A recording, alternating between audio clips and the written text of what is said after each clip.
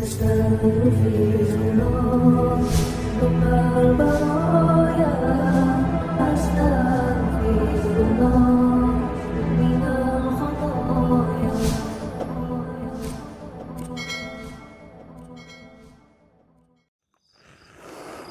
Assalamualaikum warahmatullahi wabarakatuh. Waalaikumsalam warahmatullahi wabarakatuh. Bapak Ibu, sahabat sadar Allah yang hadir di sini, terutama ada Ibu Yayah dari Bekasi dan Pak Kokoh, kemudian ada Bu Ari, dan para sahabat sadar Allah yang di Banyuwangi, ada Ki Manik, ada Ki Hari, ada Ki Ion, ada Ki Komar atau Mbah Komar. Yang enggak Ki cuman saya, Mbah saja, Mbah Bejo. Memang saya akan bahas tentang satu fenomena mulai zaman dulu sampai sekarang, seperti yang disampaikan oleh Ki Manik tentang harta tata wanita. Jadi memang godaan kita hidup di dunia itu ya secara garis besar tiga itu ya, harta, tata, wanita. Maka ketiga hal itu sebenarnya kan beban, tidak membawa satu kebahagiaan hakiki, tapi justru membawa beban. Tapi justru itulah yang disukai ego, yang disukai nafsu. Nah, makanya Rasulullah itu menyampaikan bahwa perang yang paling besar adalah dengan memerangi hawa nafsu. Tapi kita memerangi hawa nafsu dengan hawa nafsu nggak bakal bisa. Oh, saya akan perang dengan hawa nafsu, nggak akan bisa menang itu. Yang bisa memenangkan siapa? Ya Allah. Kita kembali ke Allah.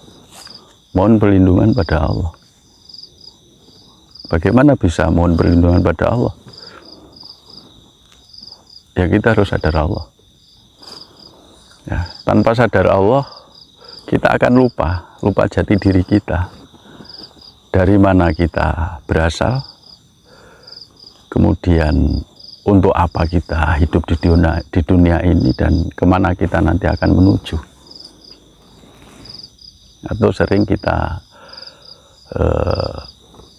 dengar satu kalimat, yaitu innalillahi wa inna ilaihi rajiun, bahwa semua itu milik Allah, semua itu berasal dari Allah, dan nanti kita akan kembali ke Allah. Dan itu bisa diucapkan kalau kita terkena musibah, ya, baik meninggal dunia atau musibah apapun. Itu kalau kita ingat jati diri kita, yaitu sebuah kesadaran yang berasal dari Allah, dan kita berlatih untuk kembali pada Allah. Jadi kesadaran kita akan kita kembalikan, artinya kita balik ke sang sumber kesadaran. Maka kita nggak akan tertipu. Karena apa? Karena kita akan sadar bahwa dunia itu adalah sebuah fasilitas, sebuah media untuk kembali ke Allah dalam satu kebahagiaan, dalam satu ketenangan. Itu makanya ada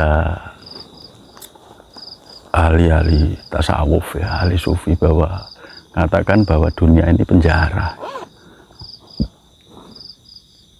Maka kalau dunia ini penjara, ya tidak sepenuhnya benar, ya. Kita dikasih fasilitas yang begitu luar biasa, fasilitas harta, ya. Harta itu kekayaan. Dikasih fasilitas tahta. Tahta itu jabatan. Keinginan kita untuk diakui, keinginan kita merasa lebih pandai, lebih pintar dari yang lain, itu masuk tahta. Kemudian wanita. Wanita itu birahi ya. Nafsu birahi. Jadi kalau laki-laki ya ke perempuan, perempuan ke laki-laki. Nah ini sebenarnya sebuah media yang luar biasa, sebuah fasilitas yang luar biasa kalau kita sadar. Tapi kalau kita nggak sadar, kita terjebak pada situasi itu. Maka akhirnya apa? Orang bekerja itu untuk cari uang, untuk cari duit.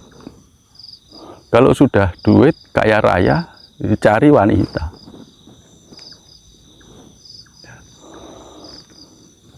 Atau tahta. Jabatan tinggi, simpanan banyak, selingkuhan banyak. Karena apa? Karena kita kejar dunia. Yang kita kejar dunia, kita terjebak di situ. Mengapa kita bisa terjebak di situ? Karena kita nuruti ego kita, nuruti hawa nafsu kita. Ya, kalau kita turuti hawa nafsu kita, nggak akan pernah ada puasnya. Kerja untuk duit gitu. Sehingga Tuhan kita ya duit itu. Kita merasa benar, paling benar, sehingga menganggap orang lain salah. Itu kan termasuk tahta. Menganggap orang lain salah, yang benar saya sendiri, sehingga inginnya ngatur orang. Nah ini menjebak kita. Kalau kita mengatakan ini penjara, ya berarti kita harus introspeksi dulu. Benarkah dunia itu penjara? Menurut saya nggak benar. Kita mengatakan dunia ini penjara karena kita masih punya ego. Ya. Dunia ini media atau fasilitas kita untuk lurus ke Allah, untuk kembali ke Allah. Makanya kita akan menyadari bahwa dunia itu adalah satu nikmat yang luar biasa sebagai fasilitas kita kembali pada Allah.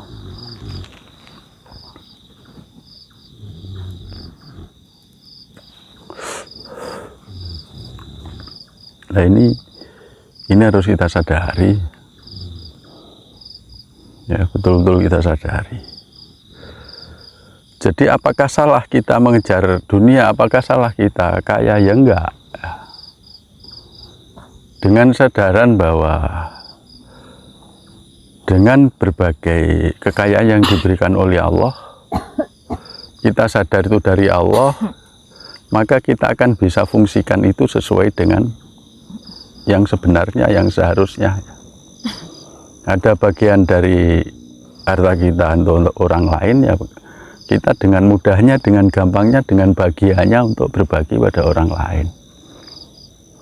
Atas dasar ini amanah, ini perintah Allah. Kita diberi birahi. Kalau kita anggap ini sebuah nafsu, ya, ego, ya, maka kita akan sampaikan birahi kita kemana-mana, ya. Makanya akhirnya seseorang itu ada istilah pelakor, ada istilah simpanan, ada istilah macam-macam, ya. Tapi kalau kita bisa menyadari bahwa birahi itu adalah satu anugerah Allah, satu nikmat Allah, maka kita akan bisa salurkan pada yang hak. Suami pada istri, istri pada suami.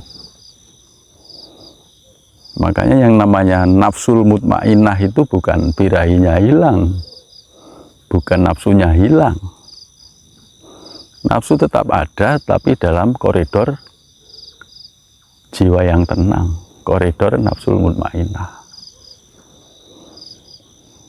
Dan ego kita otomatis juga akan menurun, ya. Dengan kita sadar Allah, ego kita itu akan lebur, nafsu-nafsu negatif kita itu akan lebur. Leburnya kemana? Leburnya ke nafsul mutmainnah.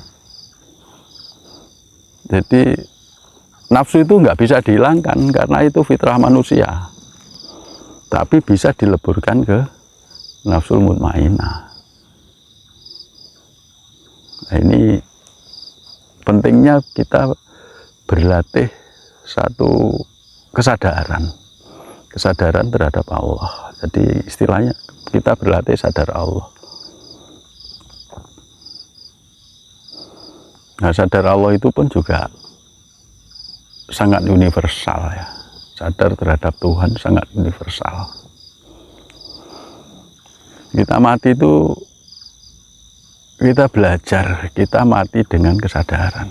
Jadi sakaratul maut tetap sadar sehingga nggak panik, sehingga kita bisa husnul khotimah. Bukan pikiran. Jadi itu salah satunya mengapa kita berlatih kesadaran. Dengan menyadari bahwa dunia itu adalah merupakan fasilitas nikmat yang kita harus gunakan untuk mendekatkan diri pada Allah. Dengan menyadari itu, maka kita akan bisa lurus ke Allah. Perjalanan kita lurus ke Allah, kita nggak akan melenceng ke yang lain. Sadar Allah bisa kita capai kalau kita terus lurus ke Allah. Akhirnya muncul satu kesadaran terhadap Allah, sehingga dunia itu satu kenikmatan ya, bukan satu penjara, bukan satu ujian atau apapun yang terjadi pada dunia. Kalau kita anggap kita punya suami, kita istri, ini istriku, ini suamiku, berarti sudah kita punya ini milik ya, milikku. Padahal kita cuma atas nama. Suami itu amanahnya istri, istri amanahnya suami, amanah titipan dari Allah. Nah, kalau ini hanya titipan, kalau dari Allah kita kehilangan suami, kita nggak merasa kehilangan. Termasuk anak juga. Kita kehilangan anak, anak diambil Allah, kita nggak stres. Karena anak itu hanya bukan milik kita, itu milik Allah. Ingat riwayat Nabi Nuh ketika anaknya Kan'an itu yang tidak mengikuti ajaran tauhid yang dibawa Nabi Nuh, ingkar kepada Allah. Ketika mau ditolong oleh Nabi Nuh, Allah berkata, ini bukan anakmu, ini aku yang punya. Nah, secara zahir memang hanya Nabi Nuh, tapi Allah katakan ini bukan anakmu. Itu kan jelas memberikan pelajaran pada kita bahwa kita itu tidak memiliki apa-apa. Jangankan anak, jangankan suami atau istri, diri kita itu kita nggak punya kok. Kalau kita nggak punya, gimana kita bisa memiliki yang lain? Ini hartaku, ini tahtaku, ini jabatanku. Ya nggak akan bisa. Makanya Syekh Abdul Qadir Jailani katakan kalau seseorang yang sudah ma'rifatullah, maka dia akan sadar kalau dirinya nggak ada. Kalau sadar dirinya nggak ada, ya sadar bahwa dunia ini nggak ada. Ini hanya fata morgana. Artinya apa? Artinya kita bisa menafikan, bisa mengabaikan yang selain Allah. Kita nafikan yang selain Allah, kita isbatkan Allah. Yang ada hanya Allah. Yang ada hanya kekuatan Allah. Nah, itu kita baru bisa tidak tergila-gila pada harta, tahta, dan nafsu birahi dan wanita atau dan lelaki. Ini fenomena sekarang itu sudah luar biasa dahsyatnya saling menghujat, saling fitnah gara-gara 3 itu.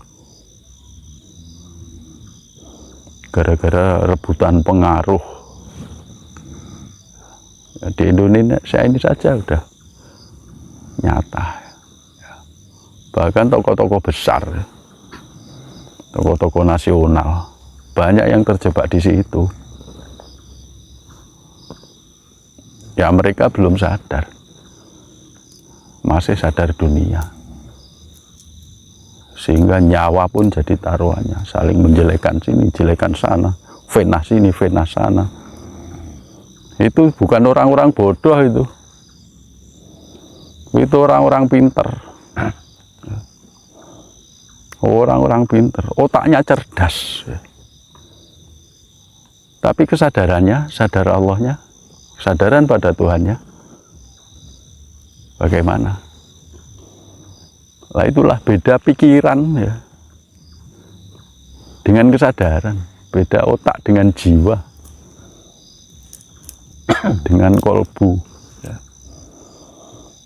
Maka ke Allah itu tidak bisa pakai pikiran, ke Allah itu pakai kesadaran. Allah wujud, Allah itu wujud, wujudnya nyata. Kalau kita sadar, Allah zahir ya Allah ya batin. Allah yang batin itu hanya bisa digapai dengan kesadaran. Allah yang zahir bisa digapai dengan indera kita. Karena yang zahir ini adalah manifestasi atau tajalli dari yang batin. Itu. Walaupun jagat raya ini sebenarnya hanya sebesar biji sawi, seperti bulan mengambang kata Rasulullah, seperti sebutir pasir kata Nabi Isa. Menurut sains tidak lebih besar dari sebesar atom dibandingkan dengan kebesaran Allah. Allah itu tidak sebesar atom itu, tidak seluas jagat raya. Kalau jagat raya itu sudah dikatakan sebesar atom, Allah lebih besar lagi. Akhirnya nampak enggak kalau Allah itu maha besar? Ini kan jelas nampak. Allah lebih dekat dari urat leher. Jadi ibaratnya laut dengan gelombangnya. Ya.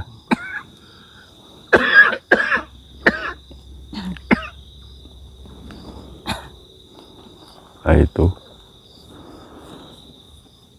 Jadi nggak bisa dipisahkan. Kita dengan Allah itu nggak bisa dipisah. Maka kita ke Allah itu langsung, nggak berantara siapa-siapa.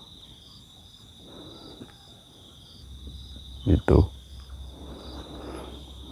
Jadi seperti jeruk ini hijau, warnanya hijau. Ya. Kulit jeruk. Ya.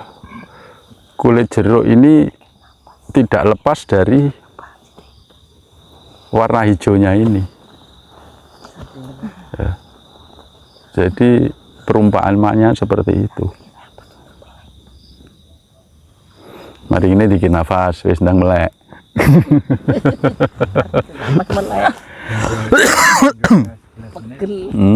Jam 11 menit. Jam 2? 11 menit. Oke. Kok tiga napas bangun pegel. Oke, Bapak Ibu ya. Ya. Jadi itu sekelumit penjelasan tentang fenomena harta tahta wanita yang memang menjadi suatu hal yang sangat menggairahkan kita ya, sangat